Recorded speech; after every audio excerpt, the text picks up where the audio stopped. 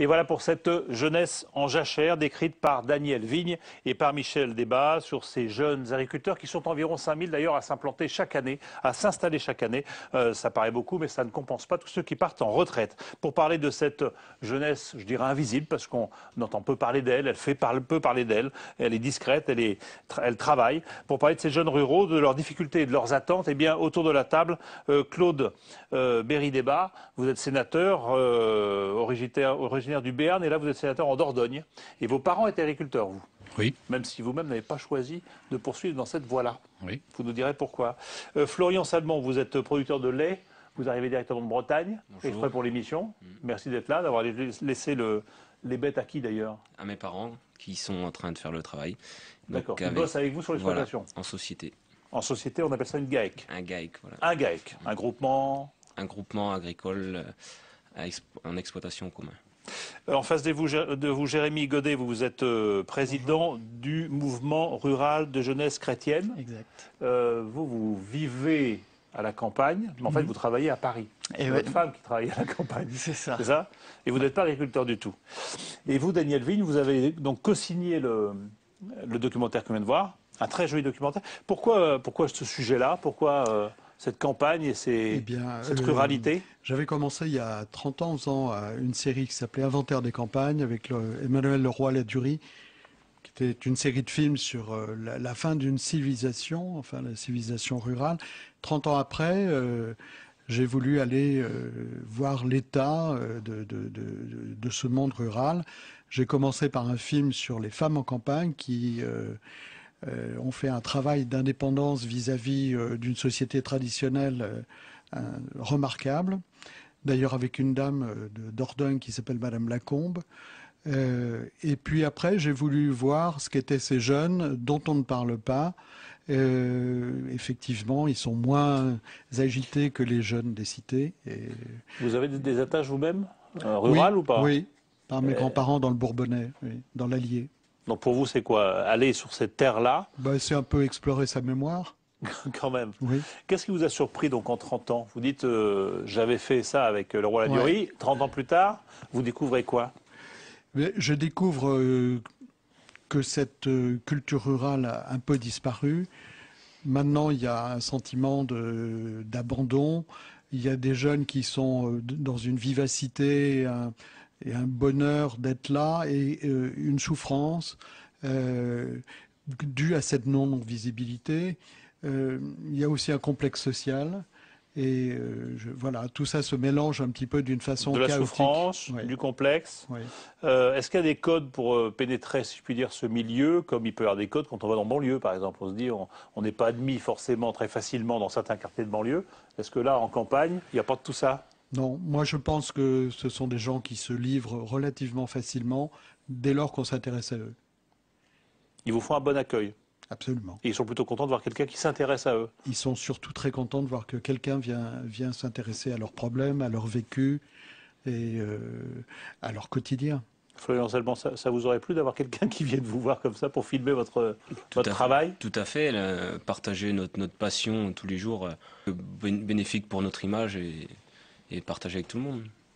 Alors, si je peux me permettre, dans ce documentaire, je trouve qu'il y a à la fois une grande force qui ressort de ces gens qu'on voit, de ces jeunes, une grande force, une grande tranquillité, une grande certitude de savoir où ils vont. On a l'impression qu'eux, au moins, ils ont un but dans la vie qui est assez clair. Et puis en même temps, il y a ce complexe dont vous parlez, qu'on sent aussi. Je ne sais pas si vous êtes d'accord avec cette analyse-là et avec le titre. Je sais que le titre ne vous plaît pas trop. La jeunesse en jachère, ça ne vous plaît pas trop, monsieur le sénateur? Oui, je posais la question de quel était le sens qu'on donnait à la jachère. Bon, effectivement, si c'est la jachère au sens historique et non pas comme on le dit régulièrement, c'est en jachère dont c'est presque une friche, ça ne me plaisait pas. Là, c'est une promesse pour une nouvelle pousse. Oui, éventuellement, en principe, sous cet angle-là, je suis donc d'accord avec le titre. Et après avoir vu, je dirais, le film, Je trouve que c'est un film qui est effectivement plein de promesses. Les gens, alors moi je perçois à travers les différents portraits de jeunes femmes. Il y en a une qui fait de l'élevage de bovins, de viande. Bon, elle est dynamique, elle se trouve bien. Donc elle n'a vécu, elle est fille d'agriculteur, elle a choisi sa voie. Sur je dirais les portraits que vous avez signés en Dordogne, il y a une jeune femme aussi qui s'est installée, qui fait du maraîchage.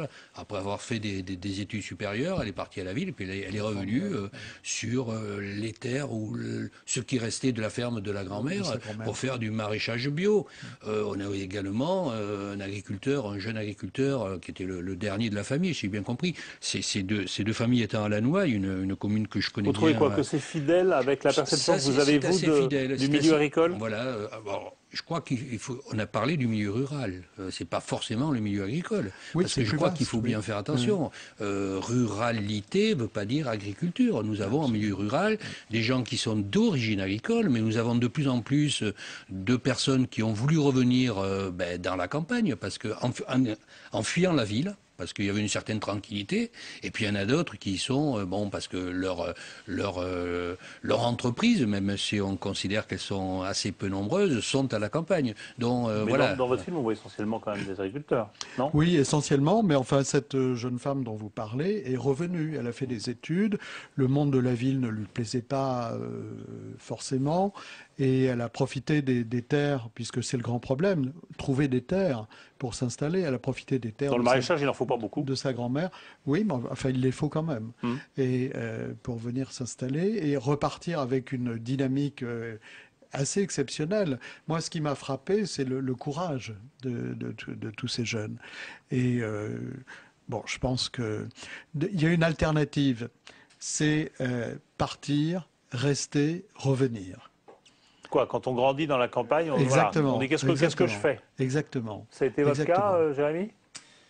Alors, oui et non. Oui, non, mais par contre, je partage les constats qui sont faits dans le film. J'ai trouvé que ça reflétait aussi la diversité des trajectoires. C'était mon idée.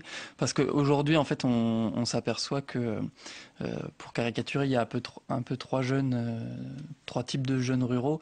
Il y a ceux qui s'en vont faire leurs études et puis qui reviennent pas parce qu'il n'y a pas forcément d'emploi en milieu rural. Il y a ceux qui s'en vont faire des études et puis qui reviennent, et là on s'aperçoit que c'est un vrai choix de vie, qu'ils ont une mobilité plutôt décomplexée entre guillemets.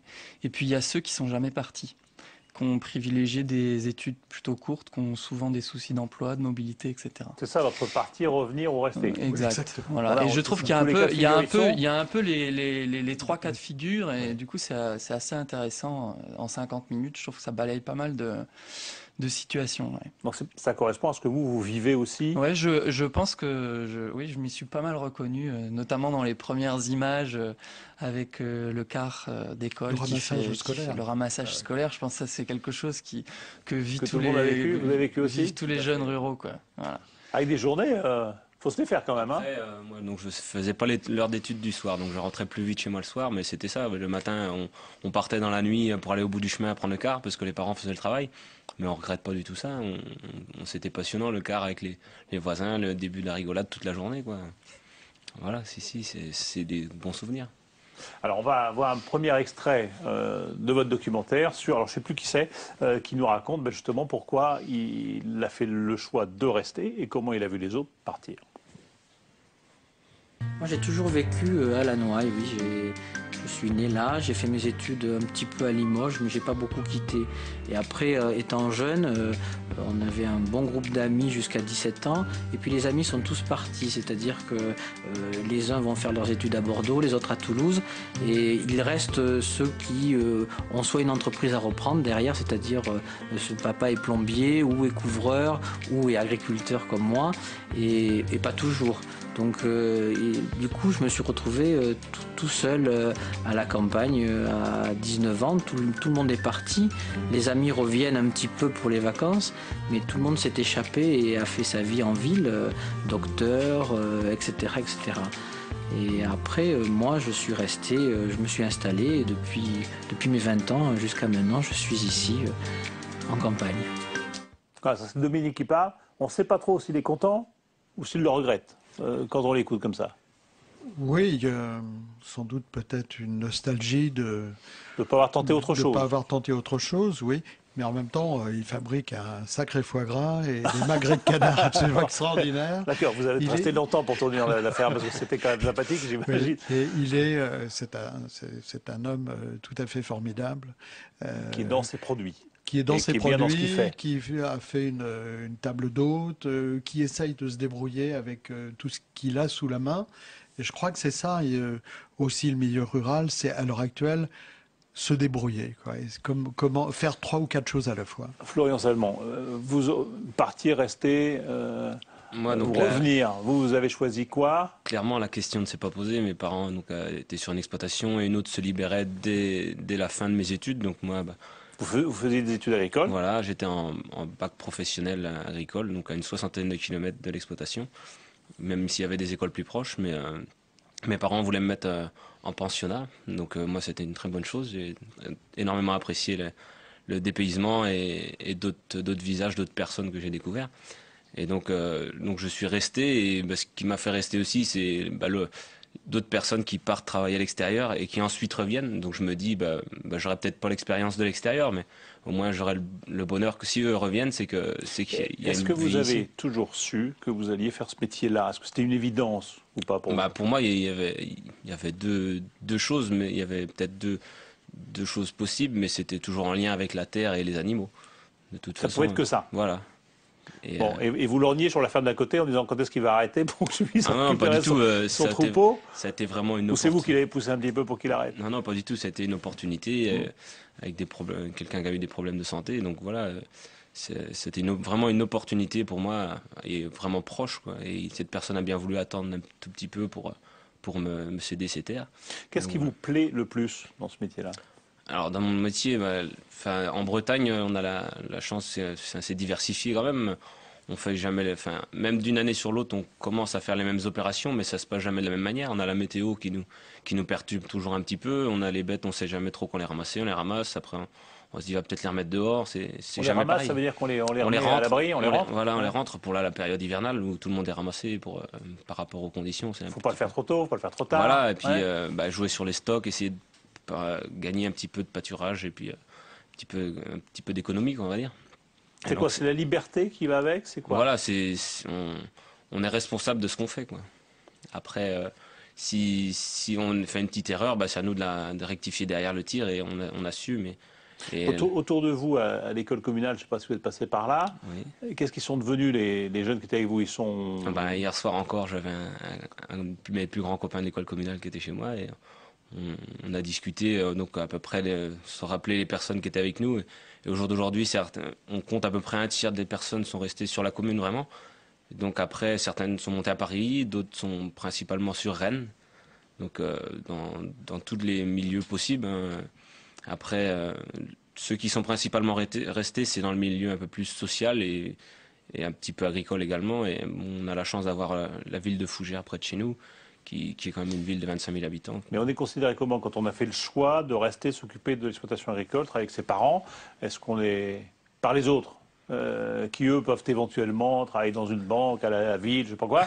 On est considéré comme tout le monde, au contraire, ils sont même contents de revenir. À chaque fois que j'ai mon collègue de Paris qui redescend, il est heureux de revenir à sa culture de... Mais il vous prend pas de haut parce que vous pas faites du ça à la tout, ferme. aucunement, pas du tout. Non. Et vous-même, vous le regardez pas comme ça en disant tiens, il est à Paris. Non. Non. Il n'y a pas ou plus ces rapports-là qu'il pouvait y avoir éventuellement de complexe entre la campagne et la ville. Ça n'existe plus, ça. Non, et justement, c'est Si, là... si, Dans le reportage, on voit certaines personnes qui ont peur de la différence. Et donc, quand on est jeune, on a peur de cette différence-là. Mais après, c'est une volonté d'aller au devant et puis mettre en avant la culture que l'on a de rural. Il ne faut pas se mettre en dessous des autres. Est-ce que c'est pas les autres qui seraient en dessous de nous, quoi? il n'y a pas de complexe et il n'y a pas non plus la certitude d'avoir fait un meilleur choix que les autres. On n'est pas à se comparer, on n'est pas à se mesurer. Aucunement. On n'est plus dans ces rapports-là non plus. Non. Vous n'êtes pas d'accord avec ça du tout. Vous dites. Non, mais je respecte. Je pense qu'il y a, comme tu le dis, je pense qu'il y a effectivement une fierté et on ne se sent pas inférieur à qui que ce soit. Dans des régions plus reculées, quand même, certaines parties de l'Aveyron, de l'Aubrac, etc. Moi, les jeunes agriculteurs que j'ai rencontrés ou jeunes éleveurs ont quand même un complexe social, une certaine honte, une difficulté dans les rapports avec les jeunes femmes. Ça, on n'en a pas parlé, mais je crois que c'est très important. À l'heure où on peut avoir un rendez-vous le soir, on est obligé de s'occuper des bêtes. Ouais. À 4 heures du matin, lorsqu'on pourrait faire autre chose, il faut se lever pour aller s'occuper des bêtes. Il y a les odeurs, il y a le fait qu'on est taxé souvent de pollueurs. Par ces engrais, etc. Oui, les rapports entre les jeunes femmes et les jeunes gens sont pas si faciles que ça. Alors, Florian, parce que vous avez 27 ans, Oui. vous êtes célibataire. Oui. Je ne sais pas si vous gardez l'amour dans le frais. Quand le temps me le permet, on va dire. Ah, voilà, mais est-ce que vous dites, bon, est-ce que c'est un problème? Est-ce que vous avez quelquefois rencontré une femme qui serait bienvenue, mais venir à la ferme, non? Pour vivre avec vous? Non, ou pas encore, c'est trop tôt? Ouais, voilà, on laisse le temps faire, on va dire. Mais moi, principalement, j'ai pas mal de représentations avec les jeunes agriculteurs, et donc je suis souvent parti, je vis à fond, et donc là même cette semaine j'ai 3 soirs en réunion, donc après moi je suis ouvert, je vis à fond et puis c'est tout, je ne m'arrête pas sur ces choses-là. Le message est passé. Vous donnerez sur le site de Public Sénat les dates et les lieux des réunions, comme ça vous pourrez venir vous voir. Vous dites quoi alors, cette ruralité, parce que vous occupez, vous la voyez de façon un peu transversale, on parle de quoi aujourd'hui? Est-ce que les choses ont changé? Est-ce qu'il y a ces complexes dont on parle, ou est-ce qu'au contraire maintenant on s'assume beaucoup plus quand on fait le choix de rester à la campagne? Mais moi, je serais plutôt d'avis de dire que globalement, on s'assume un peu plus. Parce que aussi, il faut savoir qu'on revient de loin. Il y a encore quelques décennies, quand on était un jeune rural, on savait déjà quel métier on allait faire, on savait déjà presque qui on allait épouser, etc. Donc il y a quand même eu un gros progrès social de ce point de vue-là. Que la personne dans le documentaire puisse aller faire ses études à Limoges, c'est déjà quelque chose. Et après, justement, tout l'enjeu aujourd'hui, c'est de permettre à ces jeunes qui partent de pouvoir revenir, et puis aussi à des jeunes urbains de pouvoir venir en campagne, parce que la liberté, le choix de vie, il est essentiel, et l'idée, c'est pas forcément que tous les jeunes ruraux restent en milieu rural, et puis ad vitam aeternam. Mais qu'est-ce qui vient s'installer? Parce que je voyais qu'il faut savoir qu'il y a grosso modo 117 000 jeunes agriculteurs en France, de moins de 40 ans, qu'il y a 5 000 installations par an, je le disais, et que le revenu annuel, alors c'est une moyenne, alors ça évidemment c'est pas la même chose pour le type qui est en Champagne et puis le type qui est dans l'Aubrac, c'est pas la même chose, mais c'est 32 500 € par personne et par an. Donc qu'est-ce qui s'installe? Est-ce qu'il y a des nouveaux installants? Est-ce que le solde est positif maintenant, ou est-ce qu'effectivement les campagnes se vident? Alors, je pense que ça dépend des régions. Il y a globalement, je pense que le sud-est est plutôt en train de se peupler. Les zones périurbaines se peuplent, etc. Par contre, la diagonale du vide reste la diagonale du vide, quoi. On prend le désert. Ouais, entre quoi, le Grand Est et le Grand Sud-Ouest, ouais, en passant par le Massif central. Ça donne à peu près ça. Et puis après, il faut voir qui est-ce qui peuple ces campagnes. Il y a aussi pas mal de retraités, etc. Donc, c'est pas forcément des jeunes qui reviennent. Monsieur le sénateur, vous avez l'impression quoi? Effectivement que... parce qu'on dit quelquefois que les grands centres urbains ont tendance à se vider un petit peu pour des gens qui font le choix de revenir à la campagne, soit pour y travailler comme agriculteur, mais soit simplement pour y vivre et avoir le plaisir d'y vivre. Je crois qu'il faut effectivement comparer ce qui est comparable. Il y a des départements qui sont essentiellement ruraux. Je prends la Dordogne, 412 000 habitants, 45 habitants au kilomètre carré. Le 3e département le plus grand de France, après la Gironde et les Landes, dont les 2 villes les plus importantes, Périgueux, 30 000 habitants, Bergerac, un peu moins. Voilà, quand on prend, je dirais en termes de population, en termes de géographie, c'est nullement comparable à la Gironde, qui est un très grand département, mais qui est avec Bordeaux, c'est la capitale régionale de l'Aquitaine, 1 million d'habitants qui tournent autour. Donc c'est pas comparable. Moi, ce que je voudrais dire par rapport on a rebondi sur le cas de l'agriculteur de Dominique de Lanouaille. Bon, alors peut-être il est déçu ou il regrette de ne pas être parti pas ailleurs. Déçu, mais je crois qu'il calme. il a trouvé sa vocation, puisqu'il est agriculteur. Comme on le dit, il a une spécialité. Il est spécialisé dans le foie gras, dans l'élevage des volailles grasses et faire du foie gras. Et puis il a créé un système de promotion avec les agriculteurs qui sont autour, qui produisent des pommes, des légumes, des fruits, etc. dont il a mis en place, avec une association loi 1901, une distribution en forme de circuit court. Est-ce que ça veut dire qu'on redécouvre le métier aujourd'hui, qu'on redécouvre des façons de vivre ce métier-là aujourd'hui, de se regrouper, de travailler ensemble, de s'organiser, et que ça n'est plus cette espèce d'enfermement d'avant? Là, c'est pas simplement se regrouper comme en parlait notre jeune agriculteur tout à l'heure à travers des CAEG. Là, c'est se regrouper pour commercialiser des produits qui sont des produits particulièrement qui sont fabriqués à la ferme, qui sont des productions limitées et qui permettent de les valoriser et de vivre là-dessus. Donc c'est un groupement de commercialisation pour s'adresser sans intermédiaire. Au lieu de vendre dans la grande distribution, pourquoi vous n'êtes pas fait agriculteur, vous? Non, mais moi, c'est une très petite exploitation. Mon père était agriculteur, mais il travaillait aussi à l'usine, donc c'était une polyactivité parce qu'on ne pouvait pas vivre de l'agriculture. Donc moi je ne pouvais pas. C'était vraiment très petit. Vous auriez eu envie? Non, ça ne s'est pas posé parce que c'était vraiment une petite ferme avec quelques vaches, de la vigne, des chevaux, des porcs. Bon, c'était vraiment une petite exploitation. C'était pas rentable. C'était forcément partir? Non. J'ai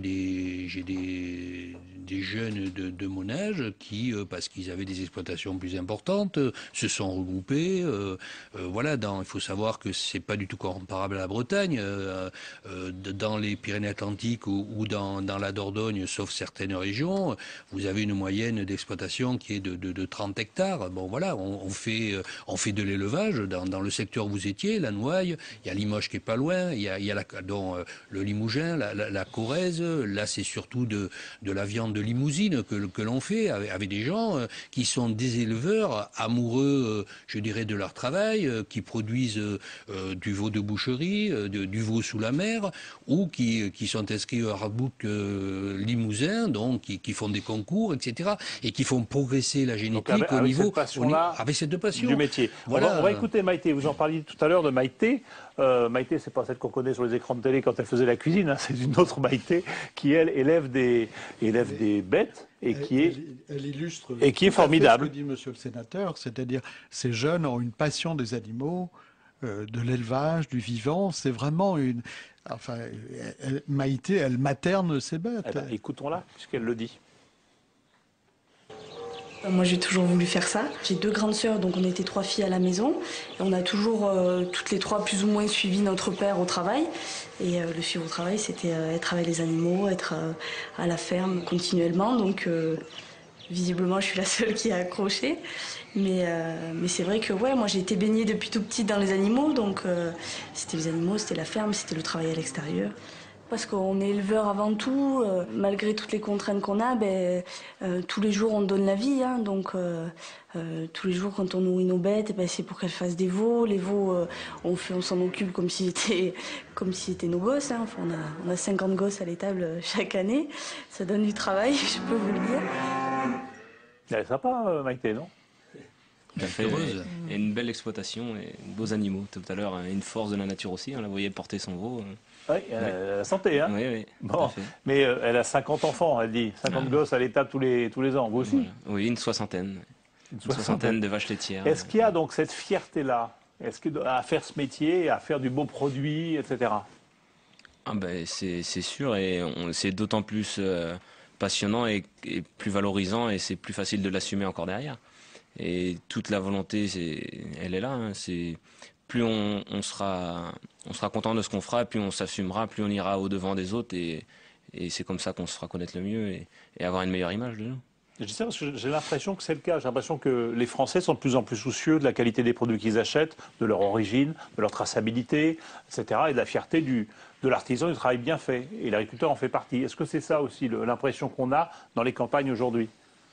Ah oui, il y a évidemment l'agriculture évolue pas mal en ce moment, les circuits courts sont en plein essor et ça c'est intéressant parce que ça donne aussi une autre vision du métier, ça donne de nouveaux débouchés pour des agriculteurs qui pouvaient ne pas vivre de leur métier, etc. Et maintenant, moi, je pense aussi il n'y aura pas de développement territorial si on ne regarde que l'agriculture aujourd'hui. L'agriculture, c'est une activité dans les territoires ruraux, parmi d'autres. Alors, il y a quoi d'autre chez les ruraux? Je pense qu'il y a, de ce que j'observe, il y a pas mal de services qui se développent. L'artisanat reste encore une activité importante, même il va y avoir énormément de reprises d'activités artisanales à faire. Donc il y a pas mal de débouchés en milieu rural aussi là-bas. C'est pareil, j'ai l'impression que ça va revenir, qu'on va redécouvrir l'artisanat aussi. Alors ça va revenir, est-ce que ça va revenir de fait parce que il y a pas mal d'artisans qui vont partir à la retraite. Donc va se poser la question assez rapidement que deviennent ces activités-là, quoi. Donc oui, moi je pense qu'il va y avoir de l'activité.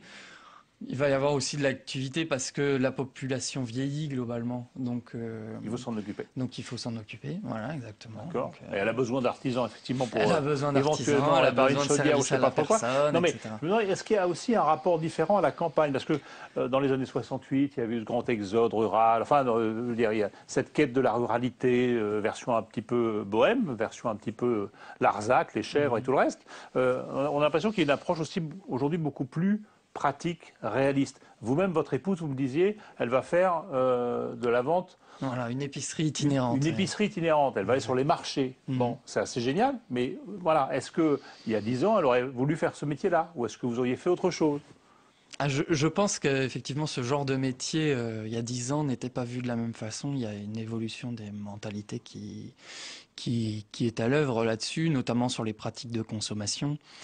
Et puis, parce que quoi? Parce que l'échelle des valeurs a bougé, parce qu'on met plus en avant maintenant la réussite de vie, la façon dont on réussit sa vie, dont on a du temps peut-être, pour en profiter plutôt que la réussite financière exact. Ou je sais pas quoi. Peut-être par rapport à, je pense, à une certaine forme de réussite qui pouvait être mise en avant il y a quelques années encore, mais qui l'est encore, hein, je pense, à travers toute la question de...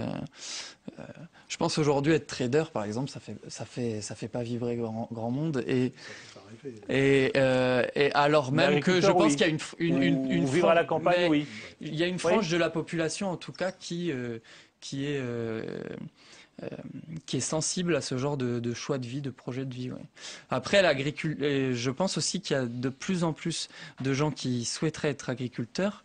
La question est maintenant, est-ce qu'on va leur permettre aussi de pouvoir s'installer? C'est-à-dire, est-ce qu'on va pouvoir leur permettre de bénéficier à côté de logements, d'emplois pour le conjoint, de services publics, etc. Parce qu'on n'a pas parlé des services publics. Les terres, alors les terres, effectivement, la question du foncier, c'est une problématique essentielle. Il faut combien pour s'installer? Il faut combien je sais pas, moi, d'argent ou de... Je veux monter une ferme, je fais quoi? Tout dépend de la production que vous souhaitez. Exact. Tout dépend de l'endroit. Le maximum. Je sais pas. Non, on parle plutôt de minimum, surface minimum. Et donc après, c'est sûr qu'en maraîchage, 3-4 hectares, on peut vivre avec ça. On peut vivre. Oui. Après, faut... Votre jeune femme qu'on voit dans le documentaire, elle est au RSA pour vivre avec son maraîchage. Elle fait du bio. Ouais. Après, c'est bien ce qu'on a pu entendre, c'est un projet de vie et on commence d'abord par savoir si le projet il est viable et ça s'étudie. Un projet, ça se fait pas du jour au lendemain. Je dis hop, je prends 3 hectares et je m'installe, je fais du bio, non, ou du maraîchage. Mais on te fait d'abord une étude et c'est toute l'ambiguïté de la chose un petit peu. Faut savoir où on veut aller et ça s'étudie à l'avance. Mais là, je veux faire de l'élevage, par exemple. Il me faut quoi? Il faut au minimum 50 bêtes ou 40 bêtes? Il faut un minimum de, 50 hectares? Il faut quoi? Non, il n'y a aucun minimum. Après, tout dépend les débouchés que l'on veut derrière, si c'est de la commercialisation en vente directe ou... Il n'y a aucun exemple bien précis. Il y a une diversité énorme. Après, on peut se mettre comme je disais, comme moi, en société avec quelqu'un, on remplace une autre personne. Et vous avez envie de voir arriver des nouveaux exploitants? Vous dites il le faudra. Pas vraiment, c'est ma terre et il ne faut pas venir. Il le faudra bien. D'une part, donc GIA, c'est des exploitations viables, transmissibles. Et donc, il faudra bien remplacer les personnes qui partent et l'entraide elle se fera pas toute seule. Et c'est sûr que c'est pas forcément facile de se faire une place. Et donc on l'a vu, faut persévérer, c'est une volonté de s'installer. Et ça se fait pas du jour au lendemain. Alors, une petite note un peu discordante sur le plaisir de vivre à la campagne. On va écouter Amélie dans votre documentaire, qui est très bien, Amélie. Mais elle trouve que quand même, quand il s'agit de dire bonjour, c'est pas toujours gagné, hein, à la campagne. C'est pas facile de s'intégrer dans un petit village. On n'empêche pas les gens de parler derrière notre dos. Et puis il faut du temps pour faire sa place. Il y avait 3 mamies que je croisais tous les jours. Tous les jours, je leur disais bonjour. Elles ne me répondaient pas. Et un jour, elles ont fini par me dire bonjour. Mais tous les jours, je disais, je lâche pas l'affaire, je continue à leur dire bonjour. Jusqu'à ce que, peut-être que elles ne m'auraient jamais dit bonjour, mais j'étais contente de ça. C'est des petites victoires, ça. Alors, pas facile quand même, hein, Jérémy Godet, s'installer à la campagne. C'est quoi les manques de la campagne? On parle des aires culturelles, là, pour le coup, de la campagne, de ce manque d'activité, de cette étroitesse peut-être des possibilités. Oui, je pense, pour moi, les manques de la campagne aujourd'hui, c'est on parle beaucoup du cadre de vie, on le valorise beaucoup. C'est vrai qu'à travers le paysage, on l'idéalise surtout en été. On l'idéalise. Maintenant, le cadre de vie, je pense aussi qu'il joue en défaveur des territoires ruraux. La preuve, c'est que moi, je doute pour reprendre l'exemple de l'agriculture, je doute qu'un jeune s'installe en agriculture s'il n'y a rien à côté. On ne s'installe pas dans un désert. C'est quoi à côté alors? À côté, c'est non. À côté, c'est de l'animation culturelle, c'est des loisirs, c'est des services publics, c'est-à-dire une école, c'est-à-dire un médecin. C'est-à-dire tout un tas de services publics qui existaient avant, qui n'existent plus, qu'il faut réinventer sous d'autres formes. Il faut remettre les services, remettre la culture, remettre l'animation à la campagne. Je pense. Alors après, ça ne veut pas dire la ville à la campagne, comme disait ça veut pas dire qu'il faut le faire de la même façon que ça a été fait jusque-là. L'idée, c'est pas de refaire ce qui a été fait, mais oui, je pense qu'on ne résoudra pas la question tant qu'il n'y aura pas de services publics. On a fait des tonnes de sujets, de reportages sur la désertification, sur l'abandon des services publics, sur les postes qui ferment, etc. Est-ce que vous dites il est temps d'inverser les choses, de réinstaller de la vie? C'est vrai que nous avons eu, ne serait-ce qu'au nom de la RGPP, un certain nombre de services publics qui ont disparu de nos campagnes. On l'a vu à travers la problématique de la Poste, on l'a vu à travers la problématique de la sécurité avec la gendarmerie, ou à travers les trésors publics qui ont fermé. Mais ça a commencé avant cette RGPP, cette politique-là. Oui, mais là, elle est accélérée. C'est un mouvement de fond. Elle a été quand même accélérée quand on a voulu regrouper, et ça s'est fait toujours au détriment du monde rural, peut-être aussi de quartiers difficiles. C'est vrai aussi en matière de désertification médicale. Là, dans un certain nombre, et la Dordogne, notamment le secteur on va faire des incitations maintenant que vous avez analysé, et un revenu garanti pour s'installer. C'est Marisol Touraine qui a dit ça. Se retrouve confronté à cela, c'est-à-dire il y a beaucoup de médecins, pour les mêmes raisons que vous évoquiez pour les jeunes, qui ne veulent pas aller s'installer à la campagne parce que le métier est difficile, il y a beaucoup de kilomètres à faire, il n'y a pas effectivement de grandes écoles pour les enfants. Une politique volontariste, il faut faire d'abord inciter les gens à y aller. Oui, là il faut inciter. Je crois que c'est pas en forçant notamment les médecins à aller, mais il n'y a pas que les médecins. Vous avez en milieu rural ou même en milieu le boulanger, le buraliste, non, tout ce qu'on veut. Non, on arrive à trouver des solutions différentes. Ça peut être du commerce des gens itinérants qui viennent vendre leurs produits. Au niveau alimentaire, c'est pas le cas. Mais services de santé, services postal, etc., c'est une vraie problématique. Les services publics. Services publics. Et là, effectivement, les pouvoirs publics ont des responsabilités et il faut qu'ils assurent. Je voudrais dire un petit mot quand même, parce que là, on vient de focaliser notre débat sur le milieu rural, l'agriculture. Et je voudrais vraiment insister en disant que l'agriculture, le monde agricole, ne représente qu'une petite partie du monde rural.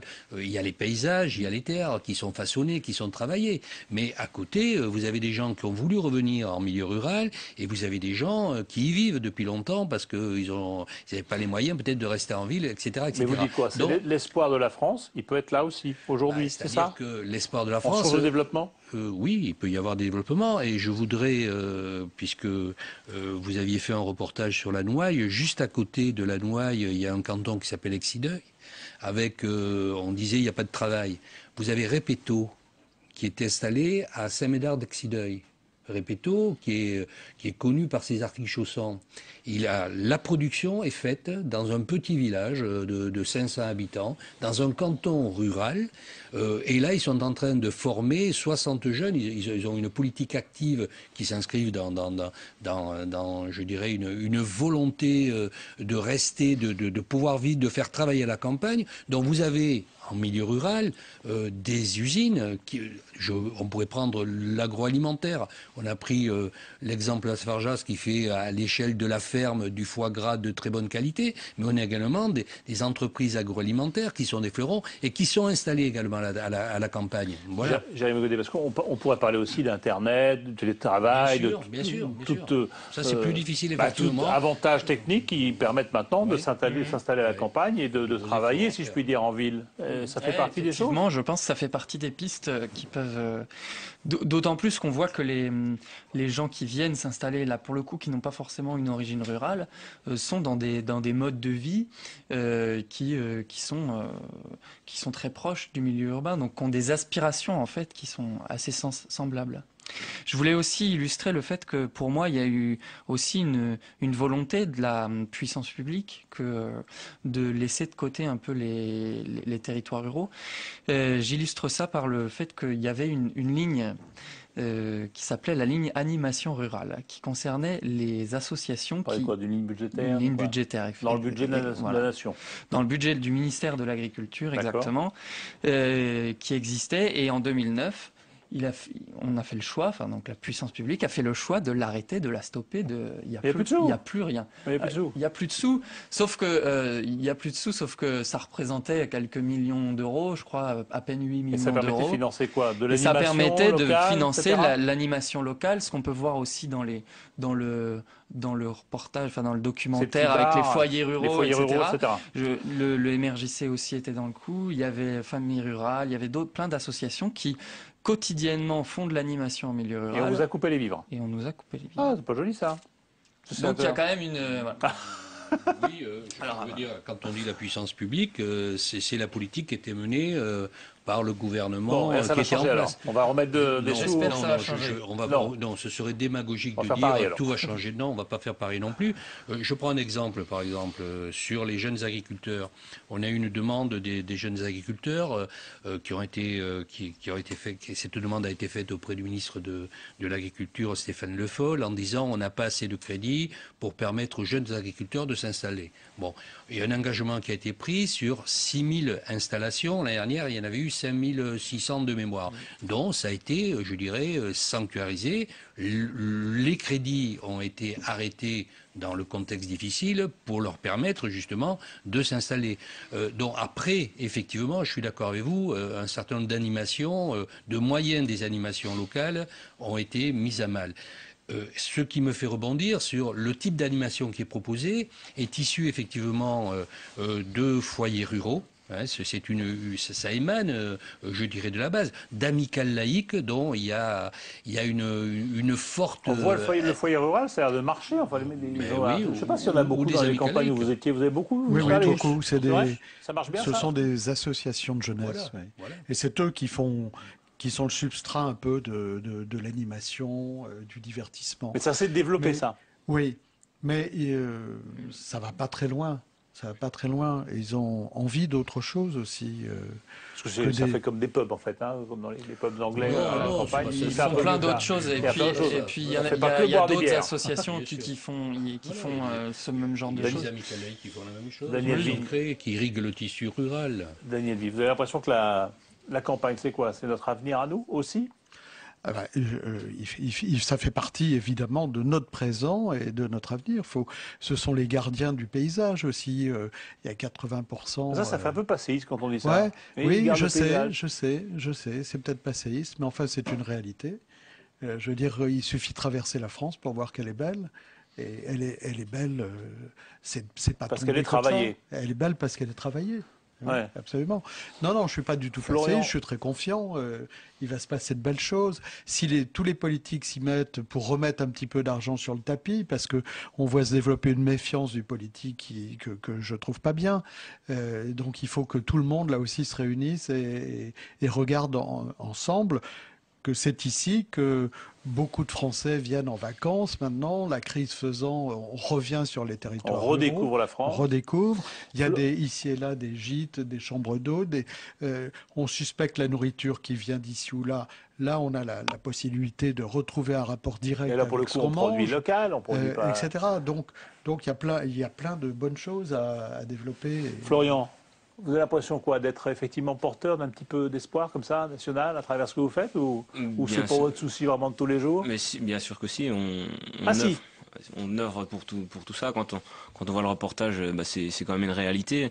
Et le tissu agricole, c'est peut-être une partie, mais c'est quand même le premier tissu du développement d'un territoire. Et si l'agriculture n'est pas présente, ça ne va pas générer forcément les emplois. Comme on dit en général, un agriculteur, c'est 5 à 7 emplois directs. Donc si l'agriculture n'est pas là, ne va pas forcément faire le développement derrière non plus. Juste pour 5 à 7 emplois indirects, hein, c'est ça. Vous provoquez dans l'agroalimentaire et ailleurs plein d'emplois induits. Pour ajouter, Gian Rapotella, c'était 4 millions d'euros qui étaient en moins pour l'installation des jeunes au dernier budget. Voilà. Bon, donc vous dites il faut peut-être qu'on regarde l'agriculture et la ruralité un peu différemment et arrêter de penser que le territoire s'arrête au périphérique. Voilà. Je prends l'exemple de Paris, hein. Mais même au Grand Paris, il y a autre chose dans les champs, il se passe des trucs. Voilà, c'est ça. Et on peut effectivement aller faire les marchés, on peut vivre des choses différentes. Je pense, et il y a des gens qui sont prêts, enfin j'en témoigne, le MRJC est parmi ceux-là. Et le pire, c'est que, et je rejoins, il y a quand même un sentiment d'abandon qui est néfaste aussi à la démocratie, quand on voit le taux d'abstention et le taux de gens qui ont voté pour l'extrême droite, par exemple, au dernier scrutin en 2012, et de la manière dont les jeunes ruraux sont particulièrement... Je crois qu'il y a de ça, oui. Il y a de ça. Et du coup, je pense que s'il n'y a pas... Alors, je vais utiliser le terme choc, le choc de la ruralité ou je sais pas quoi. Un choc quelque chose. Bah oui, parce que je pense s'il n'y a pas une prise de conscience et puis quelque chose qui montre qu'on va mettre des billes sur ces territoires-là, sur les territoires de la France, je pense que ça pourrait se retourner assez vite contre les politiques, puis contre la démocratie. C'était à des jacqueries quand même, c'est pas ça? Je sais pas. Je sais pas, mais moi, en tout cas, j'ai été assez étonné et surpris des derniers scrutins, et je pense qu'il y a un réel malaise. Le Front National a fait... Il y a un réel malaise. Alors, et l'avenir pour vous, c'est quoi? C'est être agriculteur aussi? Peut-être éventuellement. Peut-être éventuellement, mais je ne ferme pas la porte, au contraire. Bon. Merci en tout cas, merci de nous avoir raconté cette ruralité-là. Merci à Aurélie Dafas d'avoir préparé ce débat. Je vous rappelle bien sûr notre adresse internet si vous voulez nous écrire. Je vous rappelle que la semaine prochaine, je vous annonce que Dominique Souchier vous parlera des grands travaux présidentiels. Nous, on se retrouve en janvier, donc je vous souhaite de bonnes fêtes sur Public Sénat. Merci.